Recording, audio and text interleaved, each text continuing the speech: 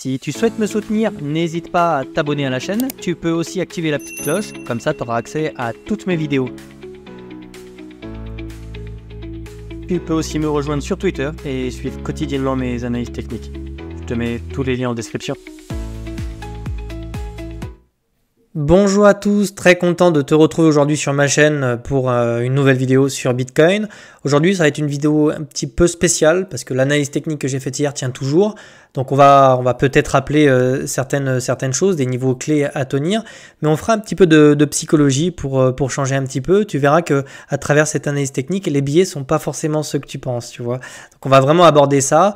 Aujourd'hui, c'est un jour un peu particulier déjà parce que je vis en Amérique et que c'est les élections les plus importantes au monde. C'est donc un événement qui est macroéconomique, c'est un événement qui a des conséquences sur tous les marchés, pas seulement sur Bitcoin. Donc quand on est débutant ici et qu'on regarde ça, on se sent tout de suite concerné, mais non, ça concerne tout le monde.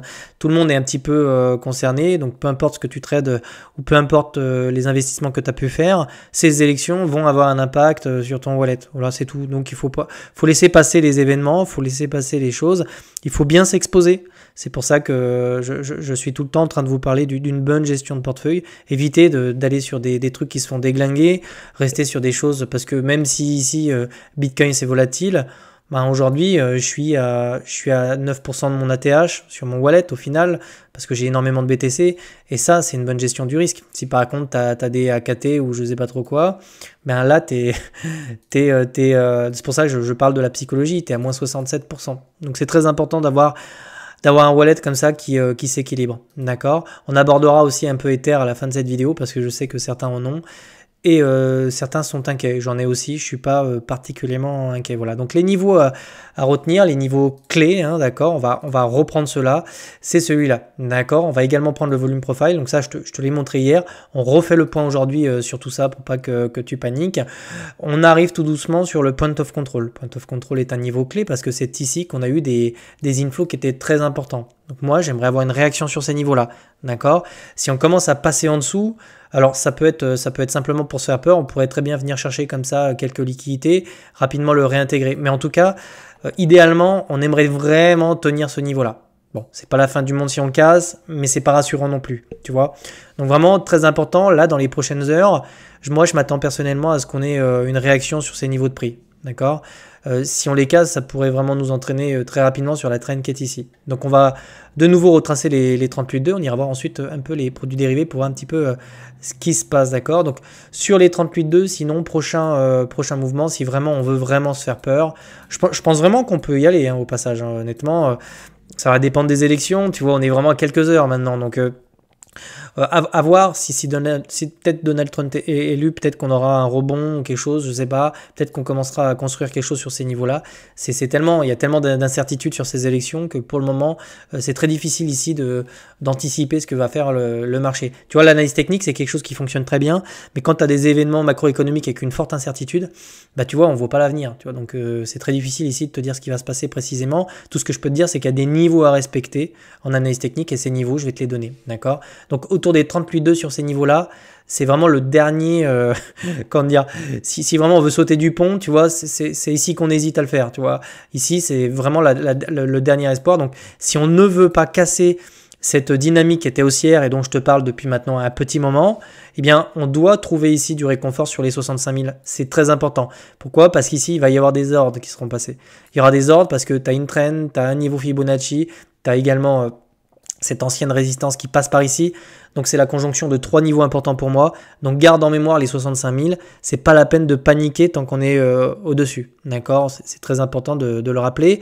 D'ailleurs, tu remarqueras que c'est vraiment un canal. On est vraiment dans un canal, tu vois. Donc l'idée en général, les traders, c'est pour ça que je te dis, c'est pas le moment de paniquer. Les traders prennent des longues ici. Ils se mettent pas à vendre en panique sur les 38.2 ici. C'est des opportunités ici de l'angle marché. Quand on revient chercher le bas d'une trend comme ça. D'accord? Donc, c'est encore un petit biais. C'est encore un biais psychologique. En général, les gens ont plutôt peur quand on se retrouve sur des niveaux comme ça. Alors qu'en réalité, c'est ici que tu as des super opportunités pour balancer un swing ou des trucs comme ça. D'accord? Donc, à voir si j'ai, tu vois, petit cluster de mèches, réintégration. Pourquoi pas? Pourquoi pas le jouer? On verra ça On verra ça demain, après-demain. D'accord? En tout cas, on se rapproche de ces niveaux-là, très important. Alors, pourquoi je te dis que c'est des biais? Parce que, encore une fois, que tu arrives là, tu commences à avoir peur. Alors qu'en général, c'est ici que tu retrouves les meilleures chances de rebond, etc. Donc, en tout cas, si on vient péter les 38,2 ici, on refera une analyse technique et on regardera les targets. D'accord? Parce qu'après, ça va nous emmener un petit peu plus bas. On va tout de suite aller voir un petit peu ce qui se passe sur les produits dérivés. C'est très intéressant.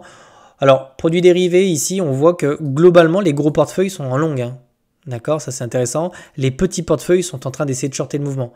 Alors, ça encore, c'est quand même marrant de voir que les gros portefeuilles, donc ceux qui balancent des énormes positions, sont plutôt en long. Et les petits sont plutôt en short. Ça, c'est quand même intéressant de le souligner parce qu'en général, ils sont pas forcément, enfin, les petits portefeuilles sont pas forcément dans le sens enfin, dans le bon sens, si je puis dire.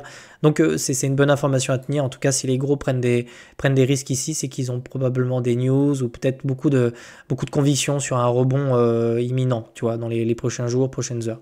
Donc, à voir. On a un funding qui tend à diminuer un petit peu. Ok.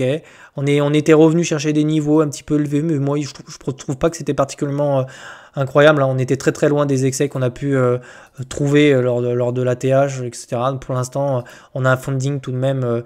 On a quand même un funding positif, donc on a le marché des dérivés qui est légèrement supérieur à celui du spot.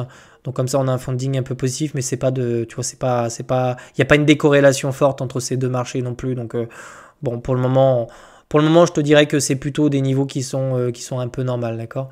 On a des positions qui se sont ouvertes ici. Est-ce qu'on a des liquidations? Pas trop. Franchement, pas trop. Hein. On n'a vraiment pas beaucoup de liquidations. Hein. Donc peut-être un mouvement comme ça, une mèche profonde pour essayer d'aller chercher des liquidités. Pour être tout à fait honnête, moi j'ai coupé toutes mes positions sur les futurs en attendant les élections. Je prends pas de risque. J'ai pris 2-3 SL et j'ai clôturé toutes mes positions qui étaient en positif et je me prends aucun risque sur les prochaines heures. Je te le dis comme je le pense parce qu'ici il peut y avoir de la volatilité. Donc on évite les news économiques qui peuvent vraiment pousser les marchés comme ça à bouger assez fortement. Donc ici le mieux c'est d'être en spot et c'est de surtout pas jouer sur le levier justement à 24-48 heures des élections, tu vois. Donc vraiment ici, on peut venir chercher toutes les positions qui s'étaient ouvertes ici. Donc on va aller tout de suite voir ça. Alors pourquoi on pourrait venir les chercher? Donc tu vois, on parlait tout à l'heure des 38,2 qui se situeraient quasiment sous les mèches qui sont ici. Tu vois qu'on a des poches. Alors là, on va reparler de psychologie. Encore une fois, quand on venait chercher les liquidités là-haut, tout le monde avait l'impression que c'était parce qu'on avait du FOMO alors qu'en fait c'était une distribution. Et ça, je te l'ai bien dit sur ma chaîne. Je t'ai dit ici, d'ailleurs j'ai posté le Twitter. Ici, attention, on est sur une période de distribution, on a des enjeux qui sont colossaux à l'approche des élections, c'est pas anecdotique en fait que tu aies des mecs qui est vendu. C'est normal en fait, les gars, il y a une élection présidentielle avec des enjeux qui sont mondiaux, c'est international, bah, les mecs ils prennent juste des profits, c'est normal, et puis ils mettent ça en USDT. Par contre, ici, ça va peut-être les intéresser, tu vois, de racheter, d'accord? Encore une fois, les liquidités que tu vois, en fait, si ça peut te rassurer, quand le marché baisse, c'est qu'il a intérêt à le faire, tout simplement pour essayer d'accumuler, pour racheter en fait des positions. Et pour ça, il le fait quand il y a des poches qui sont très importantes, d'accord?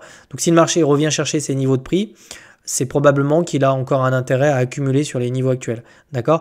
Après, en réalité, le meilleur scénario qu'on pourrait avoir, pour être vraiment transparent avec toi, si vraiment on veut avoir des bonnes chances de casser les ATH qui sont ici, enfin les ATH, toutes les résistances qui étaient là, c'est vraiment d'essayer, tu vois, dans ces zones de prix, de consolider, tu vois. Vraiment, si on revient, chercher les niveaux qui sont là, pas ouf. Tu vois, je serais pas fan du tout, là, vraiment, je te le dis comme je le pense. Par contre, si on essaie de construire quelque chose, peut-être même un peu plus bas, mais vraiment, si on arrive à tenir les niveaux de prix qui sont actuels ici, pour moi, ça restera bull. D'accord? C'est pour ça, pour le moment, on a très peu de visibilité. On va attendre les élections. Et on va voir ce que le marché va faire en fait en fonction de ça, parce qu'on a vraiment une grosse pause sur tous les marchés. Donc en tout cas, ne prends pas peur. Si tu es positionné en BTC, il n'y a pas vraiment grand chose à faire. T'attends, hein, tu vois, tu feras des profits dessus, donc tu as juste à holder. Même sur Ether, on va tout de suite aborder Ether. Donc là, Ether, pas ouf en termes de structure, petit momentum. C'est carrément, alors ça, je vais te le montrer. Ça, c'est des structures, c'est plutôt des bear flags. C'est vraiment, on vient chercher comme ça des niveaux. On a l'impression qu'on est sur une trend haussière, mais tu vois, on a de plus en plus de mal en fait Alors attends, je vais virer ça, je vais prendre allez, le pinceau, on va prendre le pinceau, soyons fous. On a vraiment de plus en plus de mal à tenir, tu vois, les résistances.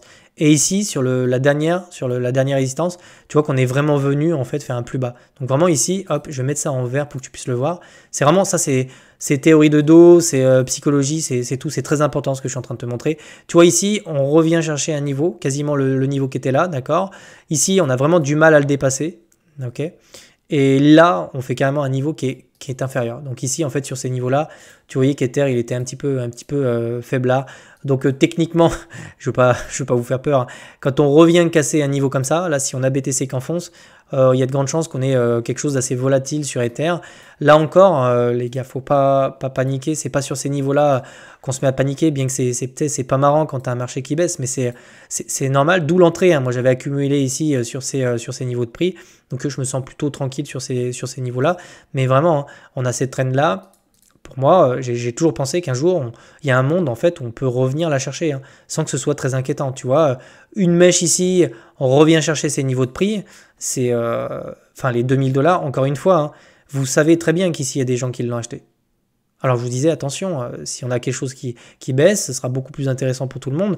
Donc vraiment, quand on arrive sur du 2000 $, là on a encore une banque suisse, je crois, qui propose des ETF Ether. On a quand même des bonnes nouvelles là, sur Ethereum. Donc, c'est pas un actif spéculatif à proprement parler comme pourrait l'être Solana. Donc, il y a vraiment un intérêt pour des institutionnels d'acheter un peu d'Ether si le prix devient très attractif. En tout cas, sur les 2000 $, ça reste une porte d'entrée qui commencera à vraiment être très intéressante.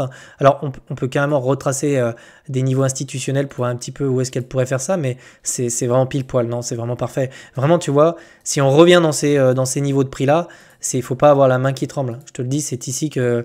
C'est là, c'est dans des zones comme ça que moi j'ai en vidéo un peu longue, mais du coup, c'est pas très grave. Mais moi, c'est vraiment sur ces niveaux de prix que j'ai accumulé de l'Ether, tu vois.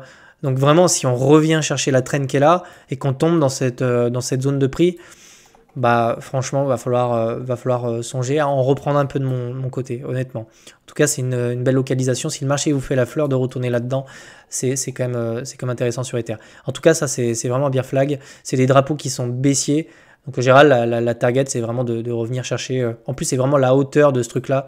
Donc vraiment, il y a des chances qu'on revienne chercher les 2000, soit pas inquiet pour autant, d'accord.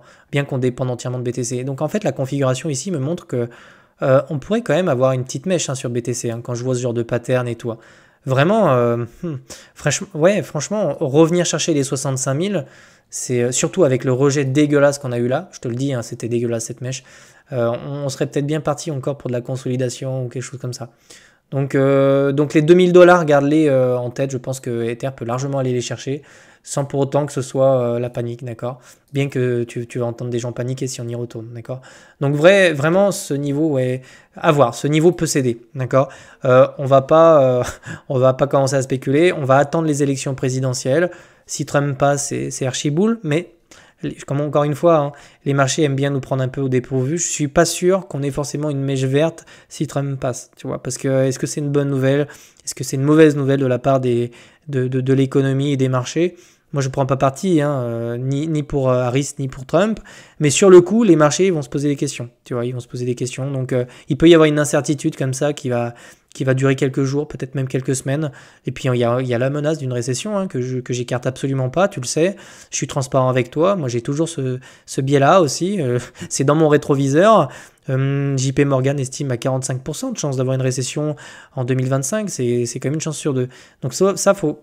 Ce qui est une bonne nouvelle, une récession. Hein.